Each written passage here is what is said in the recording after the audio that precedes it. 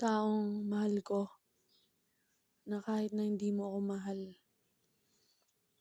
masaya ako kung saan ka maging masaya talaga. Kahit naman mga past din. Like sabihin, yung sana, hindi maging awkward pag ganun ba, ayokong isipin yun, sabihin na naman, papagalitan na naman ako ni ate. Ewan, ugali ko na siguro yun, parang siguro nga yun nga. Hindi naman maiwasan masaktan, pero siguro, pinapangunahan ko na agad yung mga bagay-bagay para hindi masyadong masakit.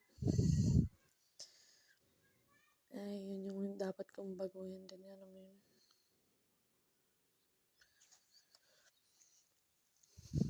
Yun lang. Siguro kaya sinasabi ko din agad sa'yo kasi hindi mo na ako need i-block. Pero nasa sa'yo na yun. Ha? Ha?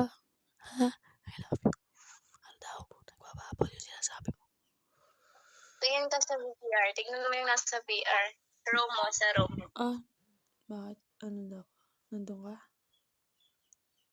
Sino nasa room ko? Ikaw? Sila wala ba yun? Wala.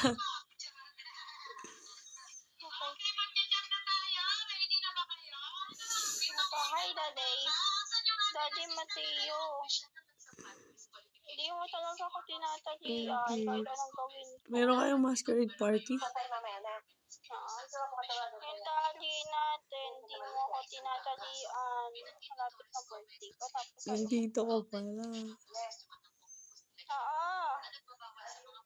Tali. Tali. Tali! Lahat talaga ng anak mo, tinalian mo. Ako lang hindi. Feeling ko ampon talaga ako. Ampon na naman ako. Sa 12, bukas. Sige, bago birthday ko. Sinasunod. Nasa Robinson ako ba? Himik ka. Talagang stress na nga yung tao. Mag-iingay ka pa. Ang alat. Thank you. Sige, talian ko sa 12. Kasi naririnig boses niyo, so nag-ulit na lang ako. Okay. Sa 12, bago birthday ko. Sige. Talian mo ko. Thank you. Bye-bye. Tingnan tate. Mama.